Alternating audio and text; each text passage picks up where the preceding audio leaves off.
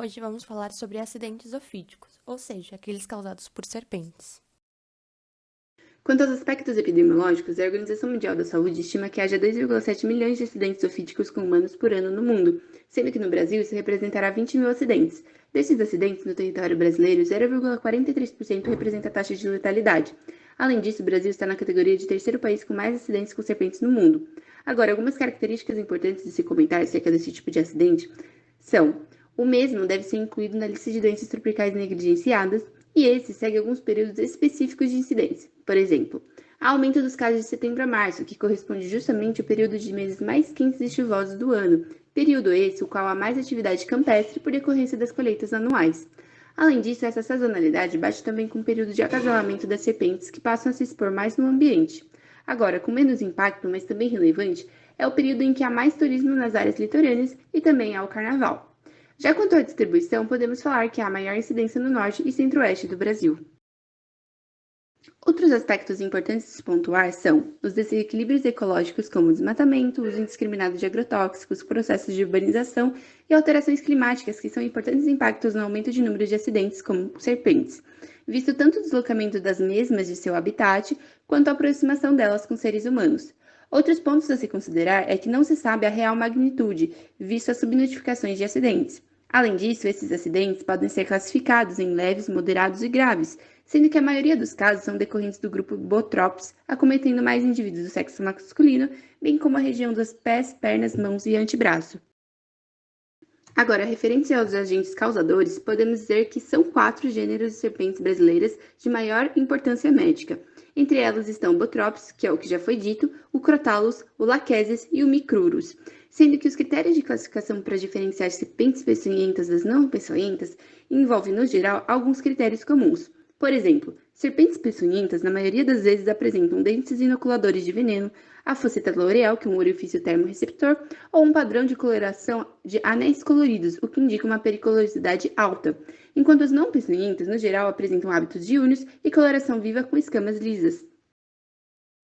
Para prevenir acidentes com serpentes, as pessoas devem usar calçados, luvas e perneiras nas atividades rurais e de jardinagem, inspecionar sempre calçados, roupas pessoais de cama e de banho antes de usá-las, preservar os predadores naturais e controlar roedores, evitar a aproximação de vegetação próxima ao chão ao amanhecer e entardecer, já que são os períodos de maior atividade das serpentes, não acumular entulhos e materiais de construção, utilizar telas, vedantes ou sacos de areia em portas, janelas e ralos, limpar terrenos baldios e manter a grama cortada, e não mexer em buracos no chão ou em ocos de árvores sem proteção. Em caso de acidentes com serpente, as pessoas devem procurar o atendimento médico com urgência, lavar o local da picada com água e sabão, informar o profissional da saúde as características da serpente, como tamanho e cor, e manter elevado o local da picada. No entanto, as pessoas não devem amarrar torniquete na região da picada, aplicar nada na região da picada e chupar o veneno. O tratamento de picadas de serpente é feito pelo soro antiofídico. Para a produção deste, o veneno é extraído da serpente, assim é retirado o antígeno do veneno e este é inoculado em cavalos em doses pequenas e sucessivas. Então, depois de 10 dias, é retirado 16 litros de sangue do cavalo e é separado o plasma das hemácias, e o plasma é utilizado para fazer o soro. Agora eu vou falar um pouco sobre acidente botrópico. 90% dos acidentes ofídicos peçonhentos que ocorrem no país são responsáveis pelas serpentes do gênero Botrops. Estas possuem cauda lisa, presas anteriores com orifício central ou sulco, fosseta loreal presente, pupilas em fendas, cabeça destacada do corpo, cauda que afina abruptamente, não tem chocalho e suas cores variam muito. Os acidentes por serpentes do gênero Botrops podem ser classificados em 3 níveis. Acidentes leves, no qual o edema é discreto ou ausente e as manifestações hemorrágicas são leves ou ausentes. Acidentes moderados, no qual o edema é evidente e as manifestações hemorrágicas são discretas.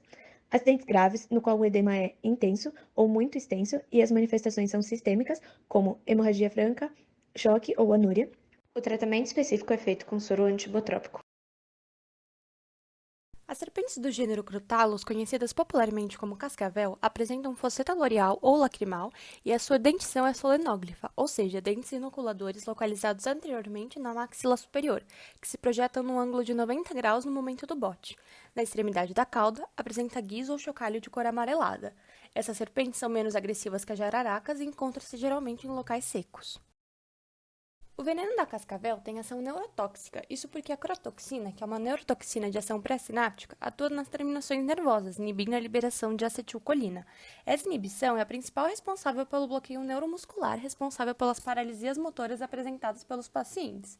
Os sintomas apresentam-se nas primeiras horas e caracterizam a face miastênica, evidenciada por ptose palpebral, flacidez da musculatura da face, oftalmoplegia, visão turva ou diplopia e midríase. A ação miotóxica produz lesões de fibras musculares e esqueléticas com liberação de enzimas e mioglobina para o sangue, que são posteriormente excretadas pela urina, que apresenta tonalidade avermelhada e amarronzada. Não havendo dano renal, a urina readquire sua coloração habitual em 1 ou 2 dias. Além disso, a ação miotóxica produz mialgia de aparecimento precoce. A ação coagulante ocorre por ação de alguns compostos com atividade similar à trombina, com transformação do fibrinogênio sérico em fibrina. Esse consumo do fibrinogênio leva à incoagulabilidade sanguínea ou aumento do tempo de coagulação. Geralmente, não há redução no número de plaquetas. As manifestações hemorrágicas, quando presentes, são discretas. Estudos mais recentes não demonstraram a ocorrência de hemólise nos acidentes humanos. O veneno neurotóxico da cascavel no corpo humano começa a manifestar os primeiros sintomas clínicos após 6 horas do acidente. Na picada por cascavel, o local da picada não apresenta lesão evidente, apenas uma sensação de formigamento.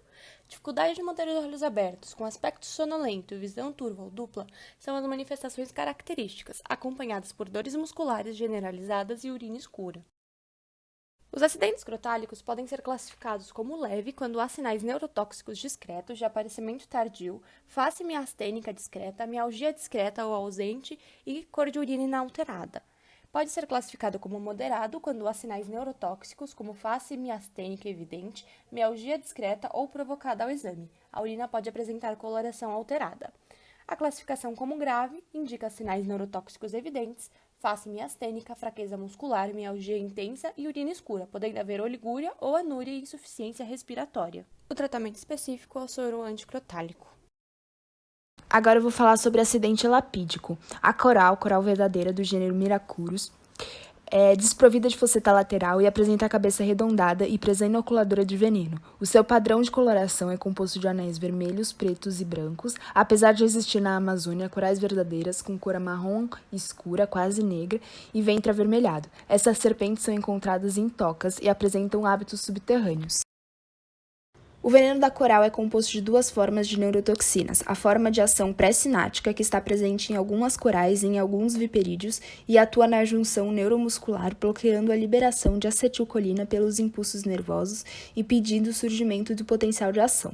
O uso de substâncias anticolinesterásticas não leva à melhora dos sintomas, e a forma de ação pós-sináptica, que leva a um rápido aparecimento de sintomas por ser rapidamente absorvido para a circulação sistêmica e difundido para os tecidos. Ela tem uma forte ação paralisante, pois compete com a acetilcolina pelos receptores colinérgicos da junção neuromuscular. Nesse caso, o uso de substâncias anticolinesterásticas pode levar a uma rápida melhora dos sintomas por prolongar a vida média do neurotransmissor. Essa forma está presente em todas as serpentes elapídicas. O aparecimento dos sintomas pode ser rapidamente após o acidente, mas em casos mais raros pode demorar a aparecer. Eles podem ser de manifestações locais, com dor e parestesia de progressão proximal, de onde ocorreu a mordida até regiões mais centrais do corpo, ou manifestações sistêmicas, iniciando com náusea e vômito, seguido de fraqueza muscular progressiva, ptose palpebral, sonolência, perda de equilíbrio, cialorreia, oftalmoplegia e presença de faces miastênicas. Outras formas de manifestações sistêmicas que podem ocorrer são a mialgia localizada ou generalizada, dificuldade de deglutir e afonia, devido à paralisia do véu palatino, sendo que a paralisia flácida pode comprometer a musculatura respiratória, evoluindo para a apneia e insuficiência respiratória aguda, além de poder evoluir para a insuficiência renal aguda. O tratamento pode ser específico, com soro antilapídico, ou o tratamento pode ser geral, que deve-se tratar os sintomas predominantes, tipo insuficiência respiratória ou renal. Além disso, deve-se fazer uso de substâncias anticolinesterásticas para combater a ação pós-sináptica do veneno. Agora falaremos um pouco sobre o acidente lacético, e o animal em estudo será a surucucu. Em relação ao aspecto biológico, a surucucu apresenta grande porte, chegando a atingir a 3,5 metros de comprimento. Fosseta loreal bem aparente entre o olho e a narina. A dentição é do tipo solenóglifa. Porção dorsal da cabeça apresenta tom de amarelo alaranjado, com manchas escuras e de tamanhos regulares. O corpo também apresenta tons amarelo-alaranjado, ou claro com manchas negras em forma de losango, mais claro, no centro distribuído ao longo do corpo.